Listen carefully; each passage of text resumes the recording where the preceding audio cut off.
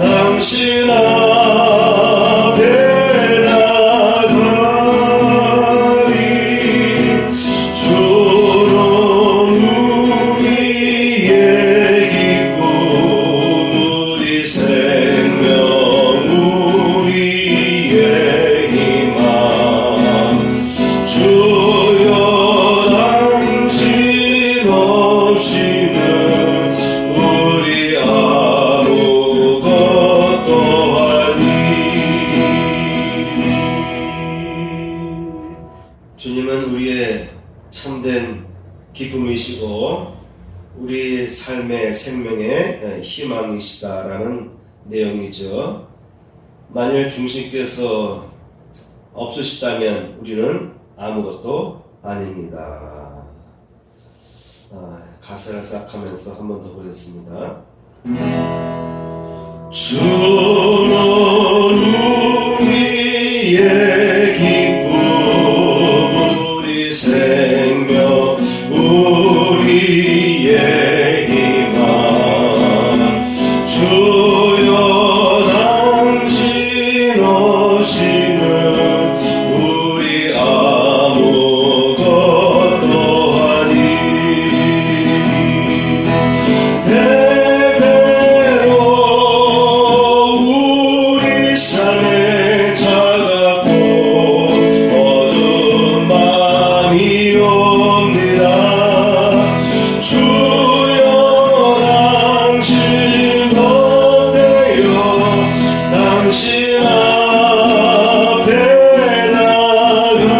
나가리 주는 우리의 기쁨 우리 생명 우리의 희망 주여 당신 없이는 우리 아무것도 아니.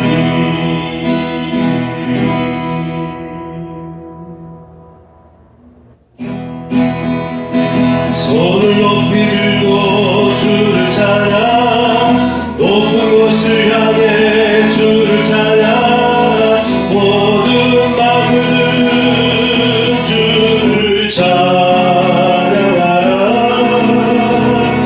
왕의 왕 되신 예수 다스리시는 예수 생명이 있음을 찬양해.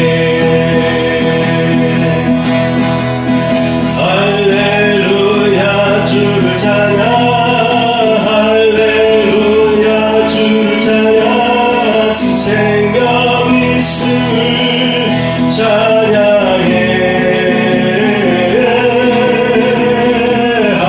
할렐루야 주를 찬양 할렐루야 주를 찬양 생명이 있음을 찬양해. 손을 높이 들고 주를 찬양 높은 곳을 향해 주를 찬양 모든 마음을 들은 주를 찬양하라. 왕의 왕 되신 예수 다스리시는 예수 생명 있음을 찬양해. 할렐루야 할렐루야 주를 찬양 할렐루야 주를 찬양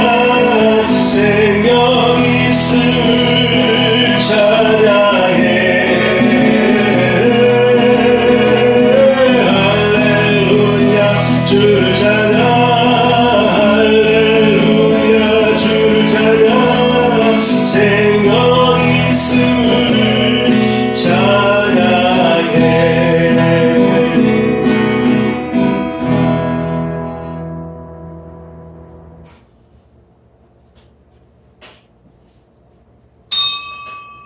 주님 이 자리에 오소서. 우리가 드리는 찬양과 영광의 시간을 받아 주옵소서. 아멘. 교동문 34번입니다.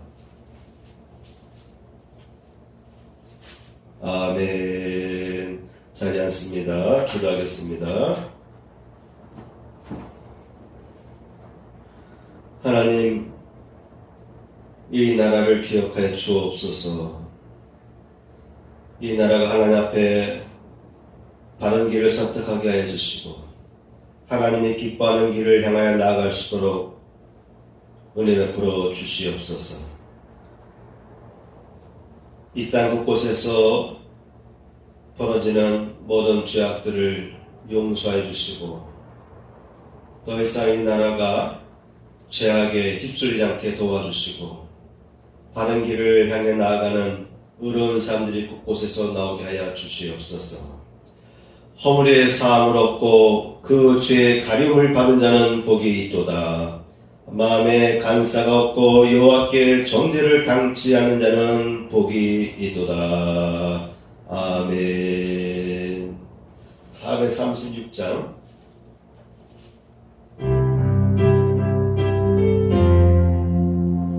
나 이제 주님의 새 생명 얻으모 옛것은 지나고 새 사람이로다.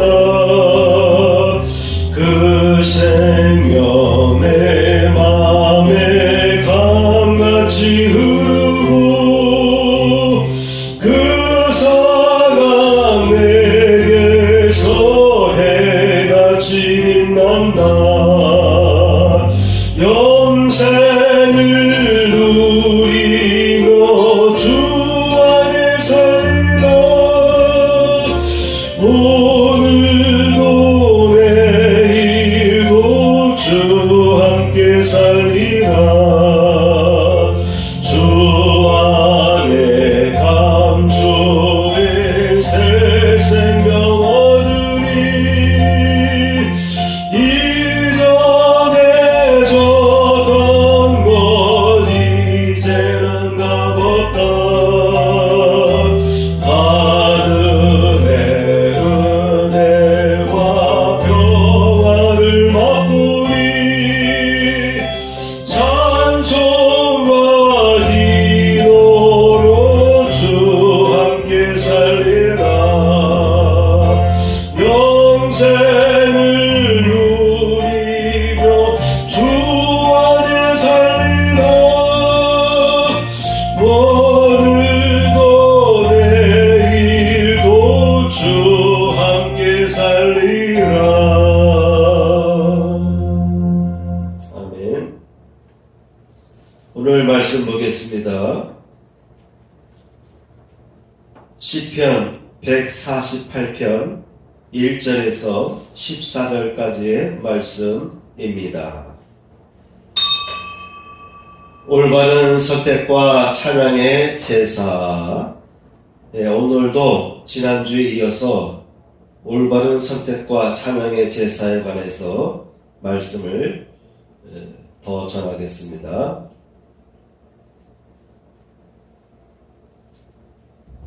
지난주에 함께 나눈 말씀은 첫째, 모세의 지위에 대하여서 항거하였던 내용들을 살펴봤습니다. 두 번째는 선택하라, 악인들의 장막을 떠나라 라고 했던 것이죠.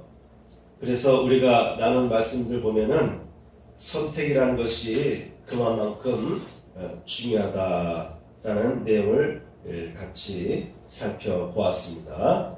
이 선택의 과정에서 고라의 아내나 자녀들은 자기 아버지의 편에 서지 않고 모세의 명령에 따라서 아버지의 장막에서 물러났습니다. 그래서 고라의 자손이 계속 후손들이 이어나가게 됐고, 반면에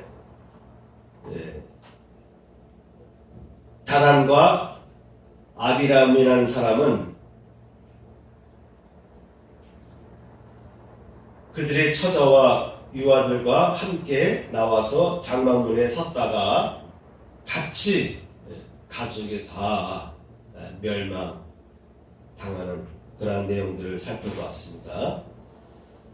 특히 고라의 아들들이 아버지의 악한 길로 따르지 않았기 때문에 그의 후손들이 계속 이어져 내려오다가 다윗 시대에 와서 헤만이라고 하는 훌륭한 성가 대장이라 할까요? 성가 지휘자라 할까요? 육성으로 노래도 부르고 또 악기도 연주하는 헤만이라는 사람이 다윗에게 쓰임을 받게 되었다고 하는 것이죠.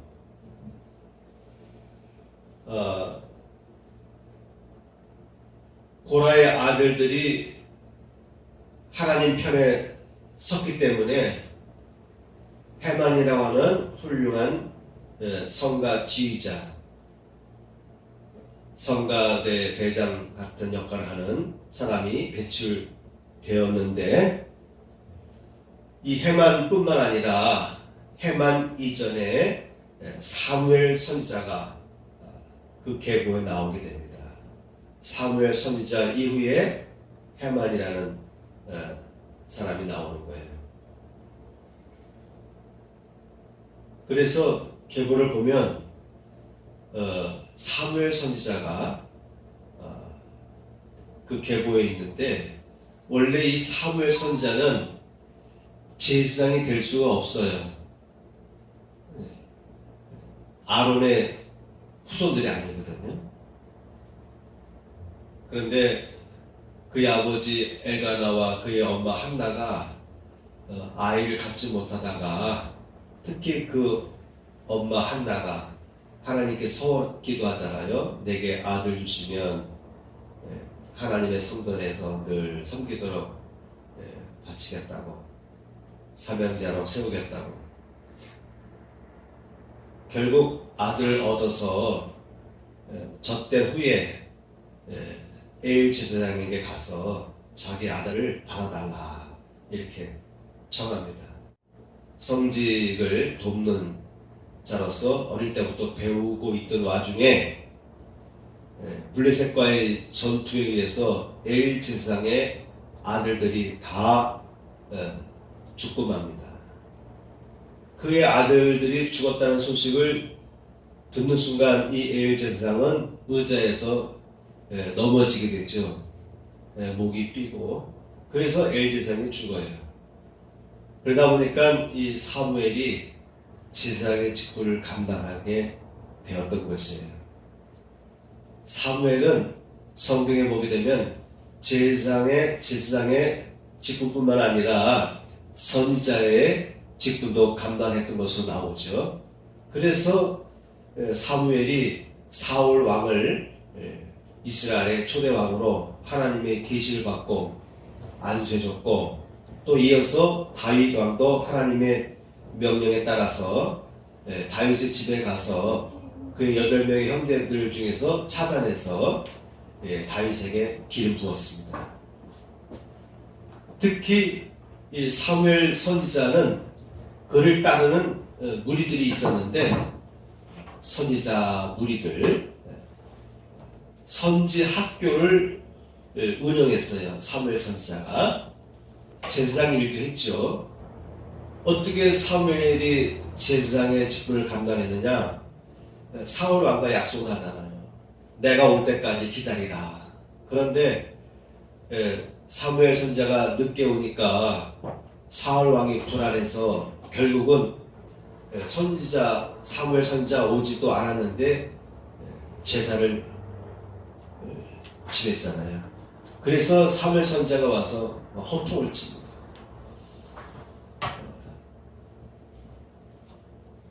그래서 사무엘 선지자는 제사장의 직분도 감당했고 더 큰 역할로 두드러진 것은 선지자의 역할이었다.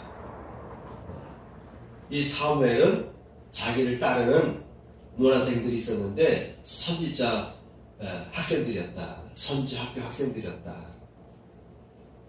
이러한 선지 학교 학생들의 그 영성의 영향을 받아서 사울 왕도 가다가 이 선지자 그룹을 만나면서 예언의 영이 임해서 사울도 막 예언하기 시작하죠. 다시 말하면 사무엘 선지자는 제사장이 될 수가 없는 사람인데 아론의 후손이 아니기 때문에 그와 같은 그 과정 속에서 사무엘 선지자는 제사장 직분을 감당했고 사무엘 선지자의 아들들도 또 제사장 일을 감당했어요. 이와 같이 고라가 패역한 길을 걸어갈 때 그의 아들들이 모세의 명령에 따라서 하나님 편에 섰을 때에 모세의 편에 섰을 때에 그의 고라의 후손들이 멸망당하지 않고 계속해서 이어지다가 사무엘 선지자와 같은 훌륭한 인물이 나오고 그리고 헤만이라고 하는 성가 주의자랄까요? 가운데 헤만 있고 좌우에 레위의 후손들 게르손 후손과 무라리 후손 그리고 가운데 헤만은 고앗 자손입니다. 레위 지파에는 게르손 자손과 그리고 고앗 자손과 그리고 무라리 자손이에요. 그런데 이 가운데 있는 고앗 자손 중에서 아론 가족이 나오기도 하고 또 이 고라라고 하는 가족이 나오기도 해요. 그래서 아론 쪽과 고라는 서로 나눠지게 됩니다. 이 아론에게서부터 제사장 직분이 계속 이어져 가는 거예요.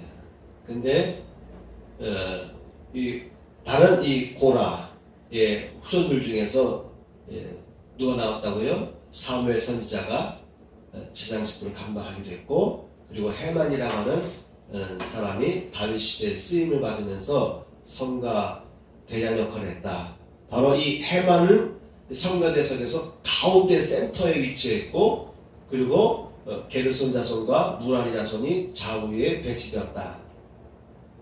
그래서 선택의 중요성에 대해서 말씀을 전하였습니다. 다윗 왕이 그의 아들 압살롬에 의해서 쿠데타를 당하였어요. 그래서 급하게 밤중에 성문을 빠져나가는 거예요. 빠져나갈 때 그 소식을 듣고 사독 제사장이 함께합니다. 사독과 그와 함께했던 레위인들이 같이 하나가 돼서 다윗을 향해 따라갑니다. 제사장이 빠져나갈 때는 법궤를 메고 빠져나가야 되는 거예요. 그래서 법궤를 메려면 누가 메느냐? 레위 자손들이 법궤를 제사장이 이렇게 짐을 다 싸서 정리해 놓으면 레위 자손들이 메고 움직이는 거예요. 그러니까 사독과 레위인들이 하나가 돼서 다윗을 따라갔어요. 그때 다윗은 말합니다. 너희들은 다시 법궤를 원래 위치에 옮겨놓아라. 나는 지금 성을 빠져나왔지만 너희들은 성으로 돌아가라. 그렇게 명령했어요, 다윗이. 그러니까 사독과 이 레위인들은 사독 제사장과 레위인들은 다윗을 따라갔던 거예요. 그 급한 상황 중에도 법궤를 보시고. 그런데 다윗 왕은 돌아가라 했어요. 돌아가야 성 안에서 벌어지는 일들을 그 정보를 성 밖에 피신해 있는 다윗 왕에게 전달해 줄 수 있잖아요. 그래서 사독 제사장의 아들들을 통해서 성 안에서 벌어지는 여러 가지 상황들을 다윗에게 또 몰래 정보를 유출해주는 그런 일을 했습니다. 이때 사독 제사장이 다윗을 따라갔기 때문에 이때부터 사독이라고 하는 제사장을 중심으로 해서 또 제사 직분을 감당함에 있어서 중요한 역할을 감당하게 되었던 것이에요.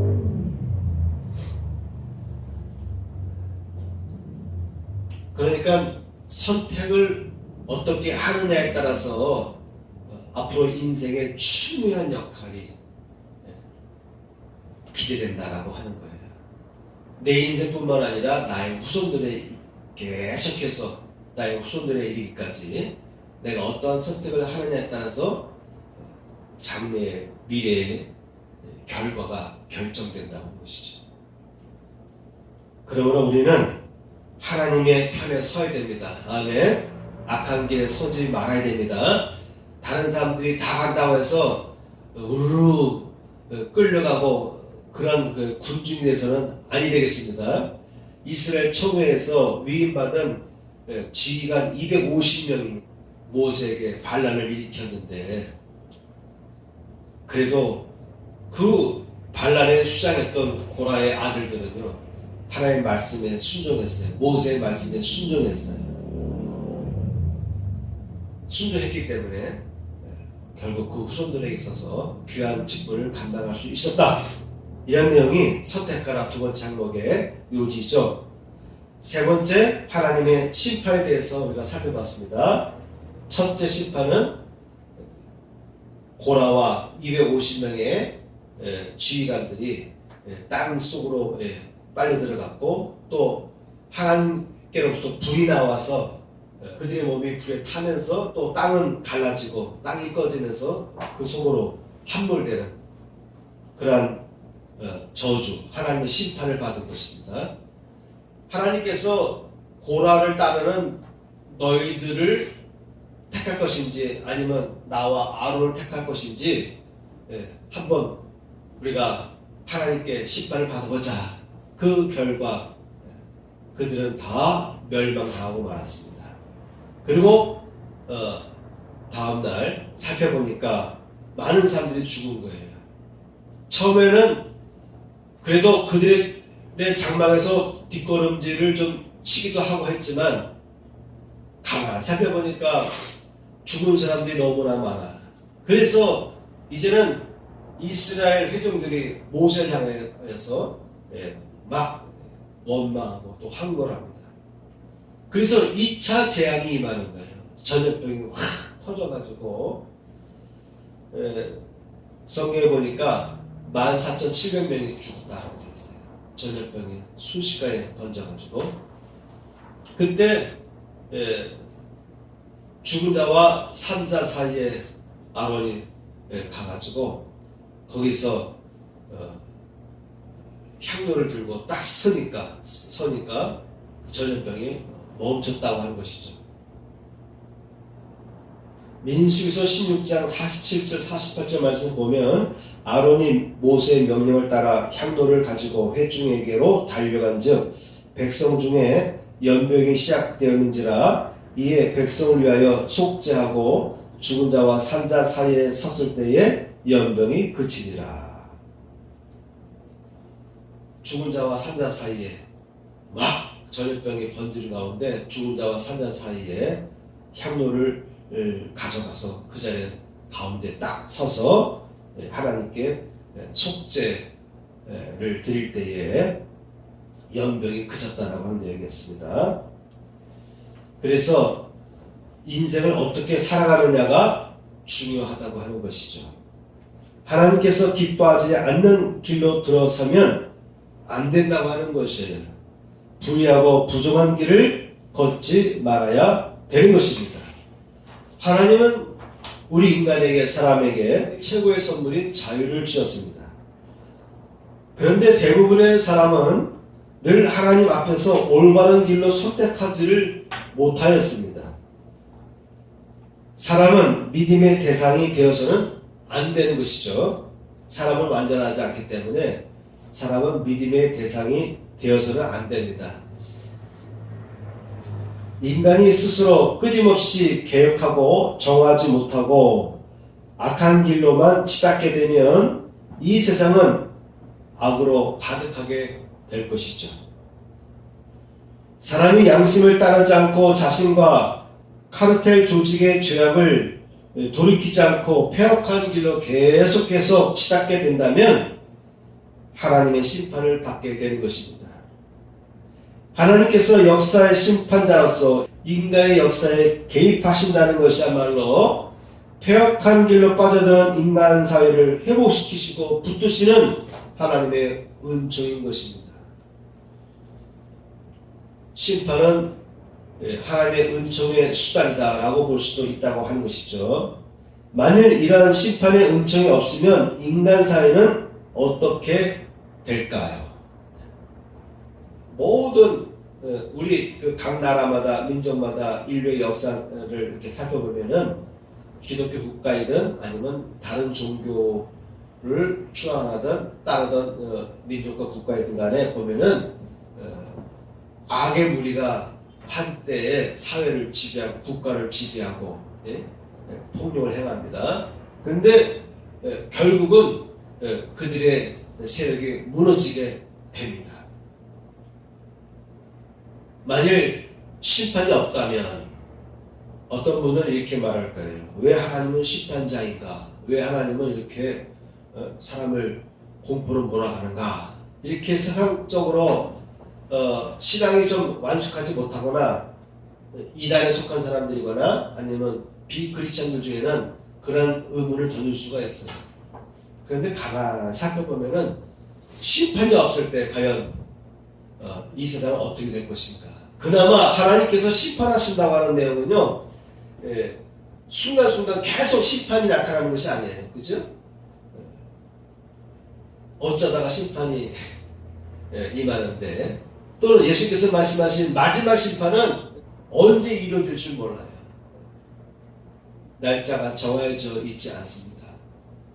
그나마 그러한 심판이라고 하는 마지막에 인류 종말의 모습을 예수님께서 제시해 주셨는데, 그나마 그것이 없다면 이 세상은 어떻게 전개될까요? 그나마 인류의 종말을 예고하는 그러한 계시를 갖지 않은 종교들이 많이 있어요. 그렇죠? 유교라든가 불교라든가. 그나마 기독교에서는 인류의 종말을 예고하고 있습니다. 하나님의 심판, 의로운 심판을 예고하고 있습니다. 그나마 그런 심판이라고 하는 잣대가 없다면 인류 사회가 어떻게 전개되겠습니까? 지금은 믿을 수 있는 것이 없어요. 법도 믿을 수가 없어요. 그렇죠? 법도 법조인들끼리 서로 이렇게 결탁을 해서 죄 있는 사람을 죄 없다고 해주고 또 감형해주고, 그래서 권력이나 부를 많이 소유한 사람들은 교도소에 가는 일이 별로 없고 가더라도 빨리 빠져나오고, 일반 서민들은 조그만 죄를 져도 교도소에 들어가서 고생을 많이 하는데, 물론 그 대가를 받아야겠죠. 근데 법조인들조차도 또 재력가들조차도 나름대로 법을 이용해서 또 살궁리를 찾아가지 않습니까? 만일 그런 일들이 벌어진다면, 또는 국가의 지도자가 독재를 행한다면, 또 쿠데타를 일으키고 독재기를 간다면 그 나라를 어떻게 되돌릴 수 있겠어요? 이전처럼 민주화하는 운동이 일어나고 많은 사람들이 희생을 하고 그나마 우리나라니까 그게 통했던 것이지, 저 미얀마라든가 저 아프리카 저 같은 데서는요 툭하면 쿠데타 일어나잖아요. 우리나라야말로 이렇게 민주정부가 세워졌지만 앞으로 또 어떤 일이 벌어질지를 누가 알겠습니까? 그나마 심판이라고 하는 것이 있다는 자체가 이 세상의 죄악의 길을 그나마 멈추게 할 수 있는 브레이크 작용을 하고 있다라고 보게 됩니다. 자, 네 번째 항목입니다. 심판에서 살아남은 자들, 제가 서두에서 얘기했습니다. 고라의 자손들 중에서 해만이 나왔고 또 그 이전에는 사무엘 선지자가 나왔다. 자, 그렇게 제가 설명을 했죠. 여기서 찬양 사역에 대해서 생각해 볼 필요가 있는데 해만은 찬양 사역을 감당하는 중요 인물이었다라고 하는 것입니다. 한 가지 더 얘기할 것은 악한 사람이 이렇게 세상을 막 지배하는 것 같잖아요. 그런데 묘한 것은 그 악한 사람에게서 난 아들이 또한 선한 길을 걸어가는 경우가 있어요. 이스라엘 역대 왕들 보면은 아하스라고 하는 왕이 하나님 앞에 죄를 많이 졌어요. 그런데 그의 아들 히스기야가 왕이 되면서 아버지가 만들었던 모든 우상단지들을 다 깨뜨리고 종교개혁을 일으킵니다. 종교개혁을 일으켜서 하나님 앞에 바른 길을 걸어가는 훌륭한 왕이 됐어요. 다윗 왕 이후로 그야말로 훌륭한 왕으로 그가 살았습니다. 그런데 히스기야 왕의 아들은 므낫세인데 자기 아버지의 길로 걷지 않고 또 폐악한 길로 걸어가는 거예요. 할아버지의 길, 아하스 왕이 따라갔던 그 우상 숭배의 길로 따라갔어요. 그리고 그의 아들 아몬이 잠시 왕이 되었다가 요아스라고 하는 아들이 왕이 되는데 또 이 요아스는 히스기야처럼 또한 종교개혁을 일으키면서 하나님 앞에 바른 길을 걸어가는 왕이 됐어요. 그래서 이스라엘 역대 왕들도 보면은 의로운 왕인데도 그의 아들들이 아버지 바른 길을 따라가지 못한 경우도 있었고 또 폐역한 왕인데 그의 바로 이어가는 아들은 아주 훌륭한 왕으로 하나님 앞에 정직하게 걸어갔다라는 내용을 보게 됩니다. 그래서 해만과 사무엘 같은 훌륭한 사람들이 나왔고 그리고 다윗이 쿠데타를 당했을 때에 레위 자손이 다윗과 함께 했다고 하는 것이죠. 그래서 이제 다윗 시대부터는 여호와의 성전이 이동하지 않아요. 솔로몬에 의해서 예루살렘이 완공되기 전까지는 다윗성 앞에 있는 하나님의 성소에 회막 앞에 하나님의 법궤가 계속 안치됩니다. 그러니까 법궤를 움직일 이유가 없는 거예요. 그러면서 하나님 앞에 제사를 드릴 때에 악기를 연주하고 육성으로 노래를 부르는 그러한 찬양 예배가 발전하게 되는 것이죠. 이 찬양 예배에 귀 쓰임받았던 대표적인 인물이 해만과 아삼이라고 하는 인물입니다. 자, 여기서 우리가 찬양 사역에 대해서 좀 살펴보면은 원래 구약의 예배는 제사 중심의 예배였는데 다윗 시대부터는 찬양이 곁들여져서 제사가 진행되는 그러한 예배로 발전하게 됩니다. 거의 제도화되는 거예요.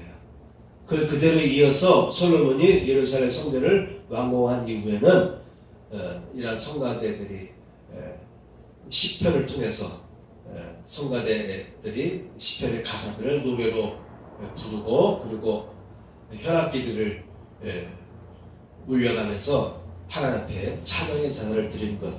그러니까 제사와 찬양의 제사가 찬양 사역이 같이 중요한 하나님 앞에 예배드리는 요소가 되었다. 하나님 앞에 제사 드리는 요소가 되었다.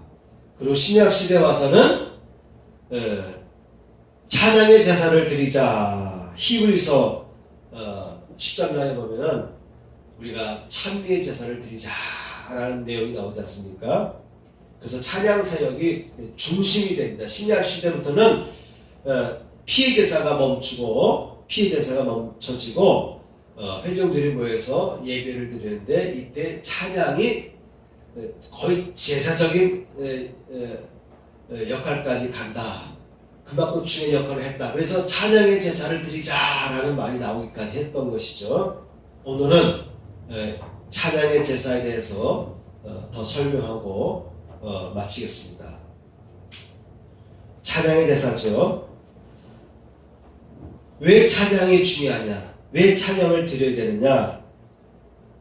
첫째, 생각해 볼 것은요, 찬양과 영광을 드리는 자로서 우리 인간들은 창조되었다라고 하는 거예요. 찬양과 영광을 드리는 자로 창조된 존재라고 하는 것입니다.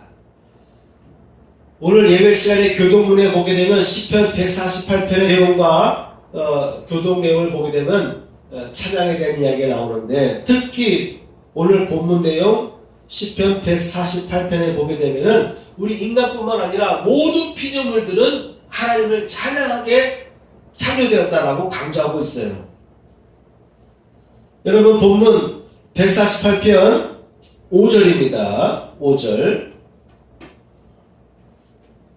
그것들이 여호와 이름을 찬양함은 그가 명하심으로 짐을 받았음이로다. 여기서 그것들은 뭐를 뭡니까? 앞절, 3절, 4절, 해와 달, 밝은 별들, 하늘의 하늘도, 하늘의 하늘도. 여러분, 하늘은 뭡니까? 하늘의 하늘. 하늘의 하늘. 이게 태양계 바깥에 있는 하늘인지, 아니면 우리 은하의 바깥에 있는 하늘인지를 모르겠어요. 하늘의 하늘도 그를 찬양하며, 하늘 위에 있는 물들도, 하늘 위에 있는 물들도, 하늘에 구름 있고 수증기가 있잖아요. 그런 물들도 그를 찬양할지어다. 그것들이 여호와의 이름을 찬양하면, 그러니까 모든 피조물들은 하나님을 찬양하고 있다는 것이죠. 여러분, 사도 바울은 모든 만물 속에 하나님의 영광이 새겨져 있다라고 선포했어요. 그러므로 하나님을 모른다라고 말할 수가 없다라고 사도 바울이 로마서에서 밝히고 있지 않습니까? 시편은 뭐라고 얘기하냐면, 모든 만물은 지금 현재, 과거부터 지금, 그리고 앞으로도 모든 만물은 하나님을 찬양하고 있다. 그게 지어진 그 존재를 통해서 자기들의 모습을 창조한 영광을 하나님께 드리고 있다라고 시편은 선포하고 있는 거예요. 여호와 이름을 찬양할 자다. 그의 이름이 홀로 높으시며 그의 영광이 땅과 하늘 위에 뛰어나심이로다.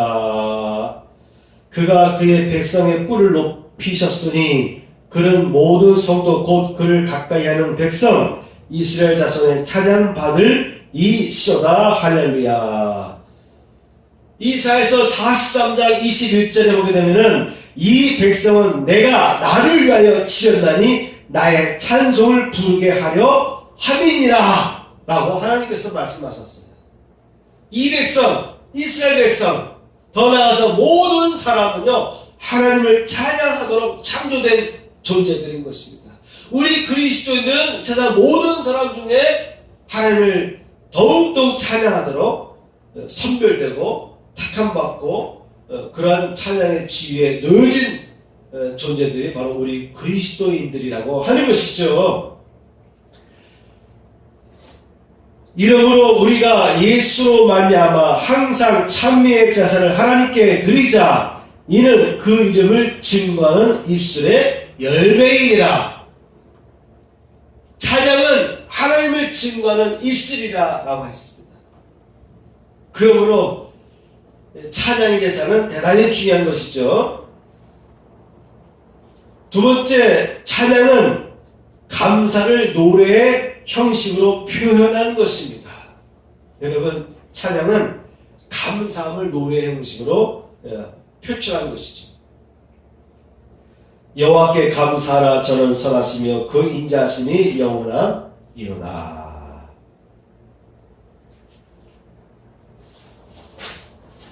세 번째, 예배를 드리는 방법을 살펴보겠습니다.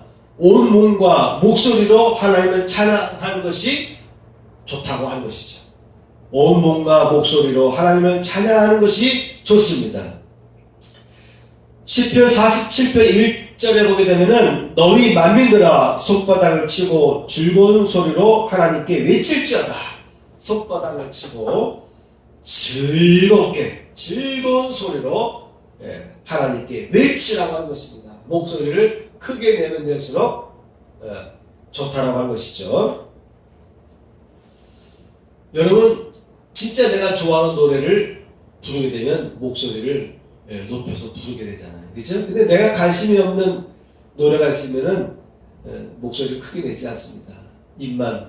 입술만 잠깐 움직이기도 하고, 또 어떤 사람은 그냥 듣기만 하고 마음으로 따라 부르기만 해요. 근데 그 노래가 너무너무 좋으면은 같이 소리 내서 부를 수밖에 없어요. 내가 좋아하는 노래가 나오면 벌써 내 몸이 반응하죠. 벌써 졸다가도 번쩍 차리기도 하고 말이죠. 관심 있고 자세를 똑바로 하게 되고, 그렇게 즐거움이 내 몸에서 이렇게 드러나게 돼 있어요. 주의 제자들은 의를 입고 주의 성도들은 즐거이 외칠지어다. 제자들만 하는 것이 아니고 성도들도 같이 즐겁게 외치는 노래가 찬양이다라는 것이죠. 내가 그 제자들에게 구원으로 입히리니 그 성도들은 즐거움으로 외치리로다. 145편 21절 내 입이 여호와의 영예를 말하며 모든 육체가 그의 성호를 영원히 송축할지로다. 모든 육체가, 모든 사람은 여호와의 이름을 송축하라라는 것이죠. 네 번째, 찬양의 효능에 대해서 살펴보겠습니다. 자, 여러분, 왜 찬양이 중요하냐? 하나님의 임재에 들어가는 가장 쉬운 방법이 찬양입니다.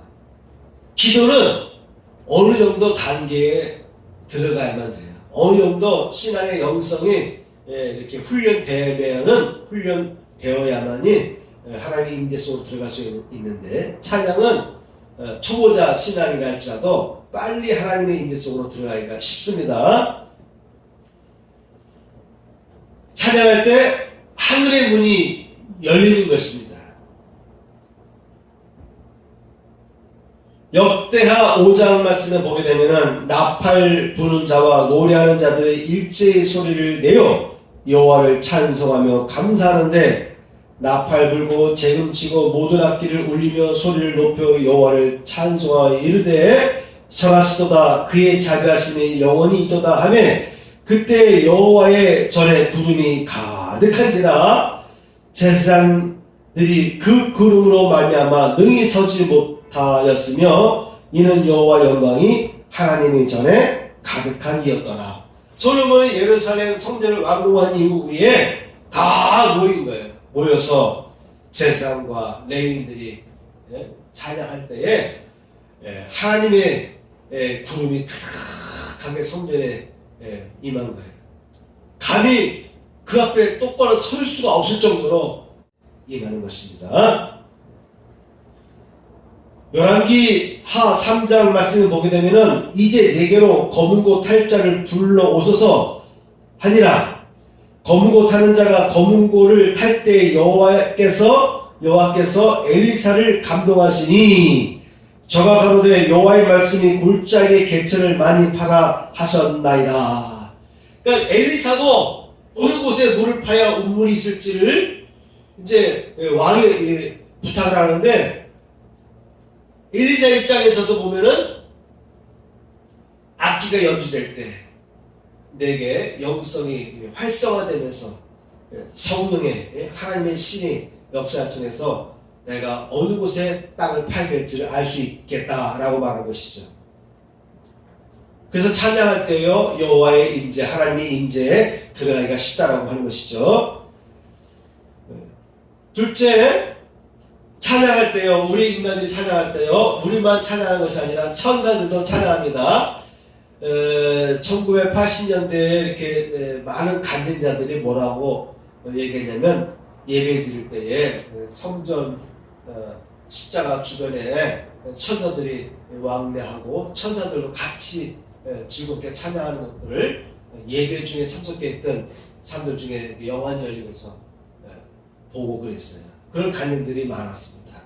여러분, 예수 탄생할 때도 하늘이 열리면서 천군들이 찬양했다라고 그러지 않습니까? 그리고 목자들도 찬양했습니다. 이렇게 찬양이 중요한 거예요.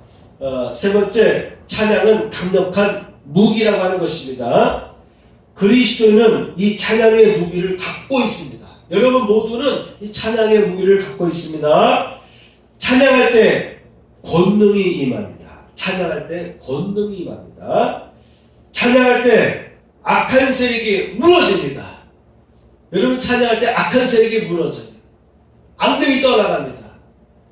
여러분을 힘들게 하는 주변의 사람들 통해서든 어떠한 사건 통해서든 여러분 자신에게 뭐가 압박감이 오든지 이렇게 해서 악한 세력들이, 악한 영들이 힘들게 압박해 올 때 여러분이 찬양하게 되면요, 그런 압박감이 금방 물러가게 됩니다.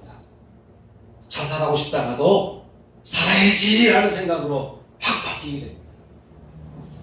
나에게는 아무 의미가 없다라고 하다가도 찬양하게 되면은 살 용기가 생기고 살 의욕이 생기게 되는 것입니다. 그래서 우월할수록 찬양을 해야 돼요. 사울 왕에게 여호와의 신이 떠났잖아요. 그 결과 사울 왕에게 악한 신이 침투했어요. 그래서 막 번민하게 만든 거예요. 사울 왕이 스스로 막 괴로워하고 스스로 우울해하고 악몽에 사납히기도 하고, 그러다 보니까는 다윗을 부르잖아요. 다윗이 와서 다윗이 악기를 연주하면은 악신이 떠나갔잖아요. 악기를 연주할 때 악신이 떠나갔다라고 되어 있어요. 이렇게 찬양이 중요합니다. 악기가 중요합니다. 영적인 강력한 무기가 찬양이다. 여러분 기억하시기 바랍니다. 전쟁에서도요, 이스라엘 사람들 전쟁할 때 군대보다 먼저 앞에 제사장과 레위인들이 배치돼 가지고 제사 다 지내고 번제도 드리고, 그리고서는 찬양을 했어요. 찬양. 그렇게 할 때 전쟁에서 이기게 됩니다. 어떻게 이기느냐? 쳐들어왔던 적들이 자기들끼리 내전이 벌어져요. 자기들끼리 싸움하는 거예요. 그래서 찬양할 때요, 전쟁에서 이기기도 했습니다. 신약 시대에 오면은 바울과 실라가 빌립보 감옥에 갇혔잖아요. 그런데 병사들에 의해서 많이 매질을 당했어요. 여러분, 매질 당하니까 얼마나 힘들었겠습니까? 얼마나 고통스러워했겠습니까? 그죠? 채찍을 맞으면 얼마나 힘들어요. 여러분, 곤장을 맞으면 얼마나 힘들어요. 온몸에 막 염증이 생기고. 그래서 우리가 백신 접종하고 나니까 보통 뭐 이틀, 3일, 3, 4일씩 막 그 온몸에 통증으로 고생하는 분들이 많은데, 태당을 맞고 채찍을 맞고 그러면은 온몸에서 말이죠, 그 통증이 말을 할 수 없을 정도로 고통스러워요. 그죠? 그런데 이 바울과 실라가 그 고통 중에 찬양을 했습니다. 찬양할 때 주변 사람들이 들었어요. 교도소에 있던 다른 사람들도 찬양의 소리를 들었습니다. 근데 그때 지진이 나면서 옥문이 열렸습니다. 바울과 실라가 옥에 갇혀서 자기들도 온몸이 그냥 피멍이 들어서 힘들어서 고통스러워 할 수밖에 없는 가운데서도, 그 여건 속에서도 바울과 실라가 찬양을 할 때에 기적이 일어난 거예요. 옥문이 열리기 시작합니다. 놀라운 일들이 일어났던 것이죠. 그래서 찬양의 자세가 중요하다. 하나님을 섬김에 있어서 하나님 앞에 나는 하나님을 사랑해, 나는 하나님의 영광을 위해 살 거야 라고 하는데, 여러분 하나님의 영광을 위해 사는 일들 중에는 많은 일들이 있어요. 어떤 사람들은 말이죠, 사업에 성공을 해서 하나님의 그 교회들을 막 세워주는 사람들도 있습니다. 어떤 사람들은 또 어려운 사람들을 돕는데 물질적으로 많이 베푸는 사람들도 있어요. 어떤 사람들은 국가의 중요한 직책을 맡아서 하나님께 영광 돌릴 수도 있습니다. 대통령이 혹시 기독교인 중에서 대통령이 나온다면, 근데 제대로 된 크리스찬이 대통령이 된다면 하나님께 영광 돌리는 것이죠. 그렇죠? 그런데 그렇지 못하면 오히려 하나님께 영광을 가리우는 짓을 하게 되죠. 우리 크리스찬들은 기도하셔야 됩니다. 대통령 중에 그리스도인들이 나오게 하여 주옵소서. 그런데 제대로 된 신앙을 갖고 있는 그리스도인이 대통령이 되게 하여 주옵소서. 여러분 그렇게 기도하시기 바랍니다.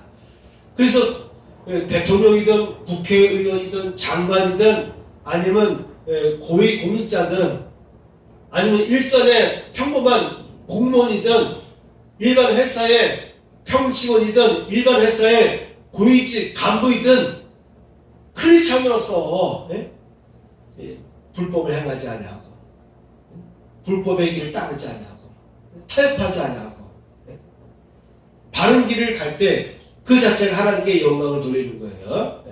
행동을 통해서.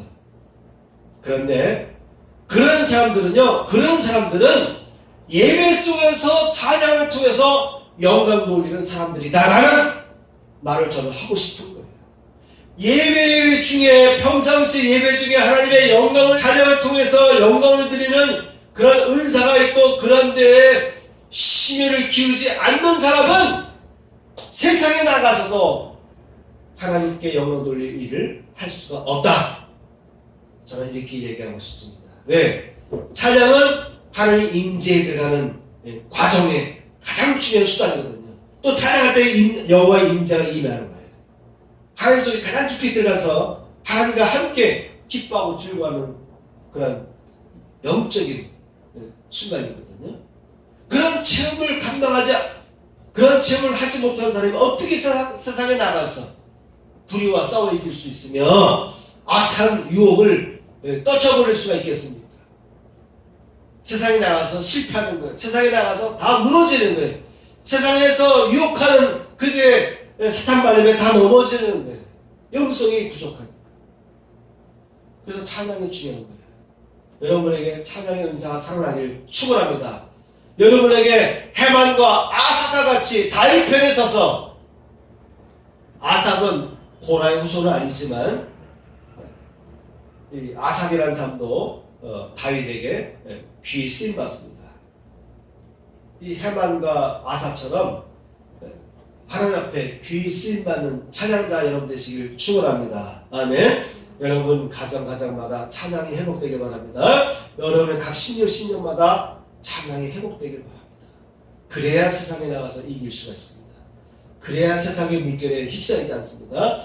그래야 세상에 나갈 때 여러분의 권능이 임하고 여러분이 승리할 수가 있는 것입니다. 찬양의 제사를 통해서 하나님께 영광 돌리는 여러분 되시길 예수 그리스도 이름으로 권합니다. 축복합니다. 아멘. 찬양하겠습니다. 찬송을 부르세요. 찬송을 부르세요. 놀라운 일들이 생깁니다. 그런 내용이죠.